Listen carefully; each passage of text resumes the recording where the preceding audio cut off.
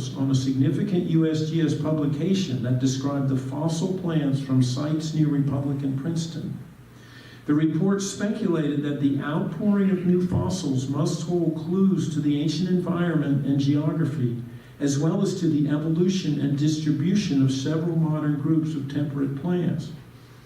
The accompanying botanical list included more than a dozen new species that the investigators were obliged to name, and Wolf and Weir attacked this task with relish, honoring contributors both scientific and personal.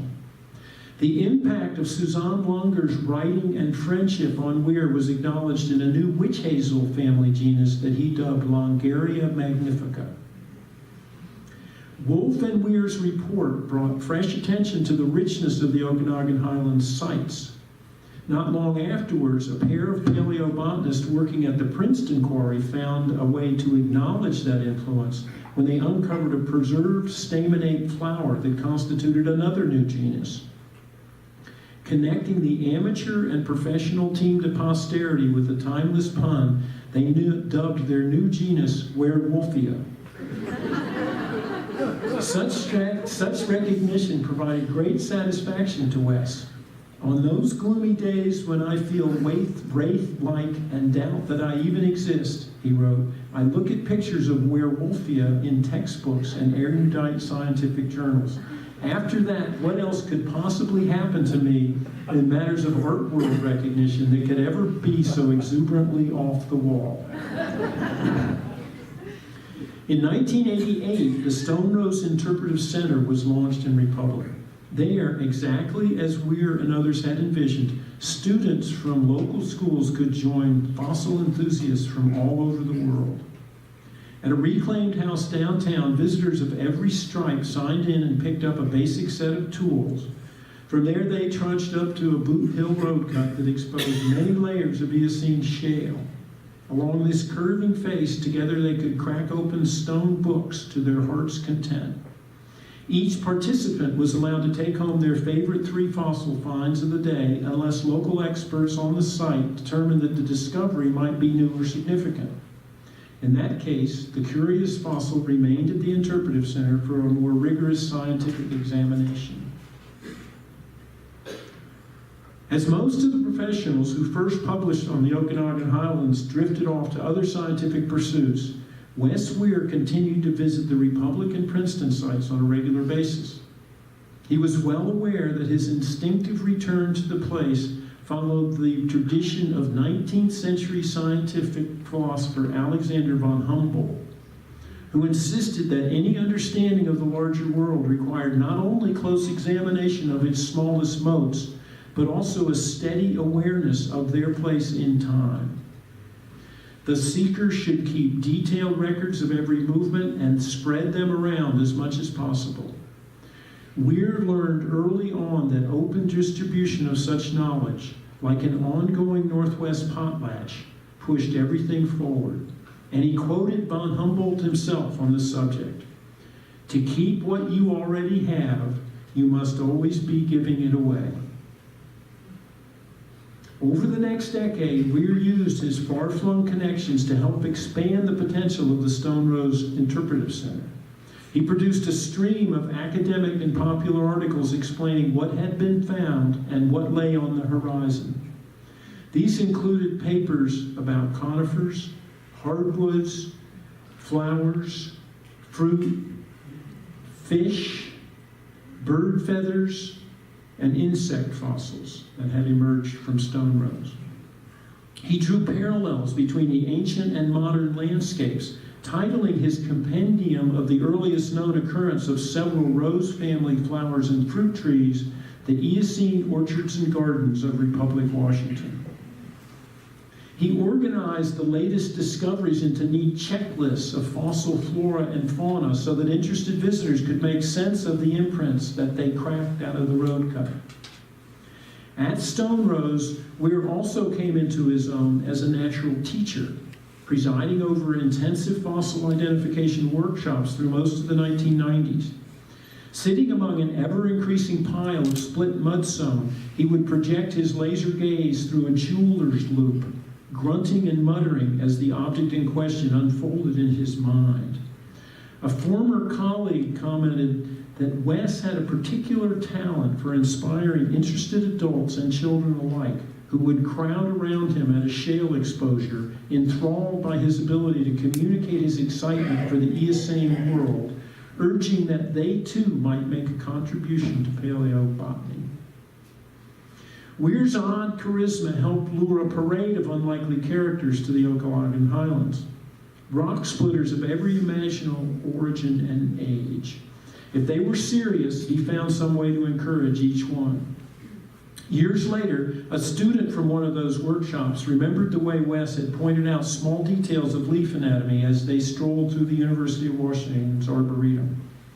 "You'll never figure this stuff out," Wes advised her, "unless you start your own herbarium." Wes understood that placing present-day specimens beside their Eocene analogs, then making the comparison available to interested diggers, would elevate everyone's level of comprehension. It also forced people to take in the realities of the world they lived in today and think about the near future as well as the deep past. In many ways, we are always maintained the set habits of a slightly obsessive 10-year-old autograph collector.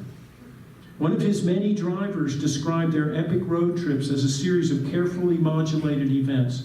We had to stop at every bakery because Wes loved pastries, and in every tiny town because he craved the way each post office would stamp his mail with their own postmark. Then when we got back in the car, Wes would hang his head out the window like a dog and just feel the air. Hang it out so far that you could watch his ears flap. As Wehr oversaw that lively exchange of people and material around the Okanagan Highlands sites, he maintained his many quirks. "I never saw him do one piece of laundry on his own," recalled another friend. "He'd buy a bunch of clothes at Goodwill with a particular eye for good dress shirts of a certain pale blue color. He would wear a batch till they were falling apart, then give them away at the bus station." Or as Wehr himself once put it, "I have two patron saints, St. Francis of Assisi and St. Vincent de Paul. St. Francis nourishes my soul, and St. Vincent de Paul's thrift shops provide my clothing." When an associate visited his office at the Bird Museum, she noted a hot plate, various cans of beans, a paperback collection of Flaubert's stories, and several nice pale blue dress skirts on hangers. Beneath them lay a stack of small artworks from Northwest School artists like Mark Tobey, handy and tradable for an infusion of necessary cash, with exceptional preservation of a diverse suite of organisms. These Okanagan Highland fossils are not confined to any single situation. The climate that created them doesn't quite match the weather we think we know. The habitats they suggest refuse to fit into neat categories recognized by current ecologists. Yet the species that pour out of them, like Wes Wehr himself, continue to provide a flood of tantalizing information, full of names and new directions, contradictions, and unsolved mystery. Fish swim. There are unidentified bird feathers waiting to take wing.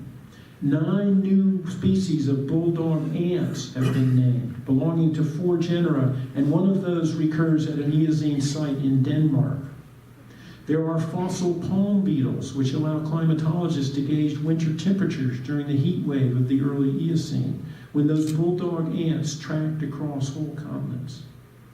More recently, in the northernmost of these ancient lakes, bits of 2 different Eocene mammals have emerged. One is the lower right jawbone of a tapir relative that must have been about the size of a cocker spaniel. The other is the upper maxilla of a tiny forest-dwelling hedgehog whose entire body was probably no larger than the collector's thumb. It must have taken an eye as alert as Wes Wehr's to spot it among the rubble, and to see right away how it might fit into the larger tapestry of the lakes. Even as such discoveries pour in, Wes Wehr's presence suffuses Stonerose and its associated fossil sites, especially in the energy that swirls around the collectors.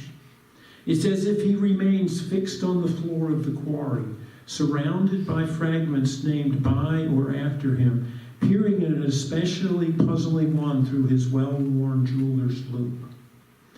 He holds the surface of the stone in question up to the light, looking like a little cyclops, single-eyed and blind to many things, but acutely attuned to many others.